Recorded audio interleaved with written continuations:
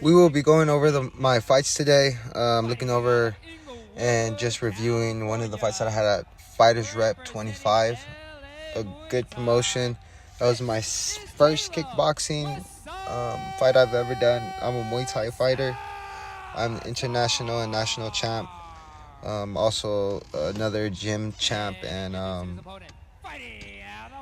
now a kickboxing champ, the West Coast kickboxing champ. But this was my first fight back against Isaac De La Paz, a game opponent, much experience. He just had a fight recently before I had fought him, so I took a year off, about a year and a couple months, and it was my first fight back. So it's a good fight for both of us to step back in the ring, and it was definitely fireworks. It was a lot of action straight from the start. Here we go, getting started with round one. So immediately Isaac jumps off and controls the middle of the ring. That's fine. I want to see what he's doing. I'm kind of gauging, seeing what he wants to throw, letting him come forward, wanting him to throw so I can catch him, kind of measuring my distance, throw a hard kick, check a kick, throw a kick back. Always just making sure that I find my distance before anything, because he may want it to make it a dirty fight as far as coming forward, and I needed to keep my space because I wanted to see everything that was coming. There was a lot of big shots that were thrown. We did miss a few shots, but it's all in the game, just trying to figure out where your distance is at and what you're doing.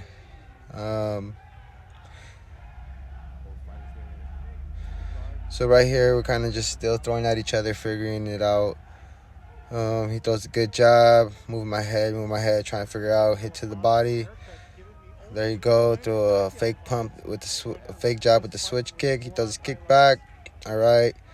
So then around this time of the round, I kind of start picking it up. I see what he throws. I'm not really too concerned about his power, so I understand I need to pick it up. We only have 3 rounds to go, so this is the next 2 rounds where I try and really press forward and change things up a little bit. And especially every time I hear that there's the last 30 seconds or 10 seconds for the fight. The preparation for this fight, a lot of exercise, a lot of cardio, a lot of going. We knew it was going to be a fast-paced fight. And my fight style is pretty much a dog-paced fight, if there's anybody that would explain my style of fighting. Oh, man, here we go. Round 1, we're going to finish off after pressing. Cool, all right. We're done. Going back to my corner, seeing what they're saying. Trying to figure out what I'm doing, figure things out in the moment. My coach is going to tell me, hey, I want you to do this, and I got to figure out how to get it done. Just telling me a couple things, like, hey, throw your hands, step in with your punches before you throw your kick. Stuff that we already do in sparring, and reiterating things that I'm doing already he sees that are working. And of course, their coach is telling him the same thing, like, hey, use this, don't let him press you back, or whatever he's saying. I'm not too sure. But I know from what my coach is telling me, I got to press forward and I got to go and stick to the game plan. That was Coach Zarate, one of the OG coaches, my coach's coach. He's always there for all the fights, and he takes care of us, and he looks out after all the fighters. Really good guy. So here we go into the second round. I jump in and I try and control the ring, stay in the middle, seeing what he's throwing. Okay, he's throwing a lot of kicks, nothing's really landing, but I go in there a little tighter, press forward, check a couple more kicks. I'm kind of watching what he's throwing. He caught me with the big right hand, but that's all right. It woke my ass up to press forward. So we're exchanging, a little bit of footwork. I'm still trying to control the ring. We're kicking at the same time, but the thing was that I wasn't able to bring my my checks up fast enough. So when we both kick, I'm able to cancel out his kick. So that was working well. We're throwing strikes to cancel out some strikes, something I learned in training. And at this point, I'm watching him and I'm countering him. I can see everything that's coming.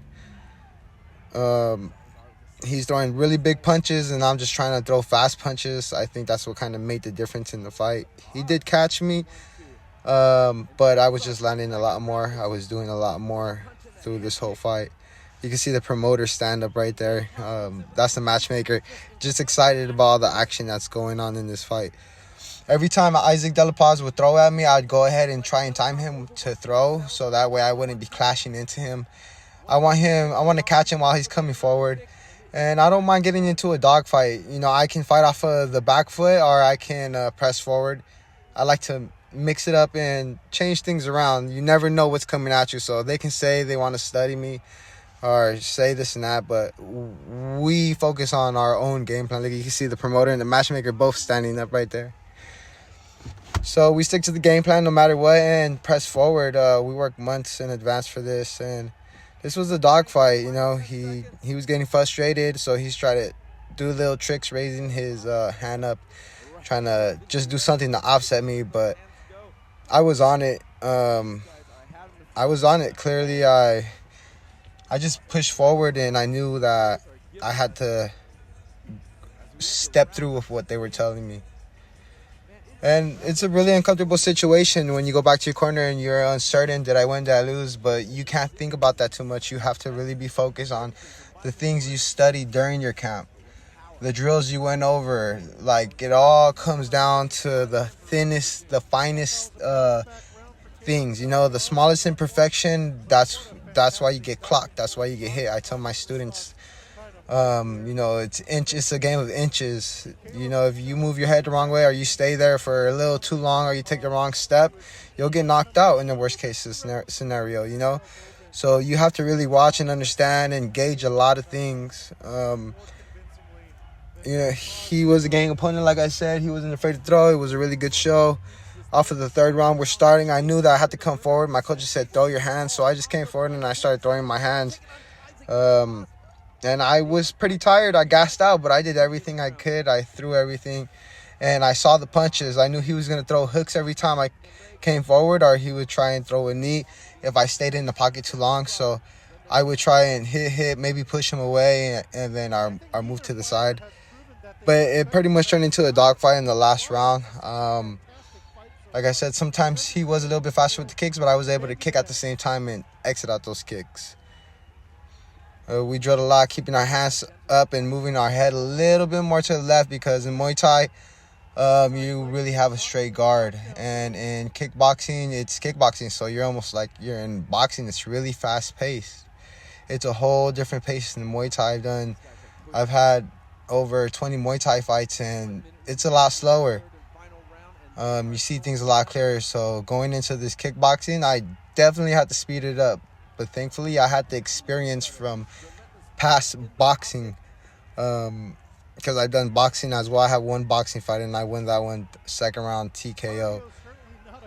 But I trained both boxing and Muay Thai. And I think it's important because they're not all the same. They're different. So you have to break that down. It's the fine things, you know, and it's a willpower and it's a gas tank. You could be tired, but you have to throw those punches. You know, you have to go until that last bell rings. How much willpower do you have? How much do you have what it takes to push yourself to that, you know, to that point?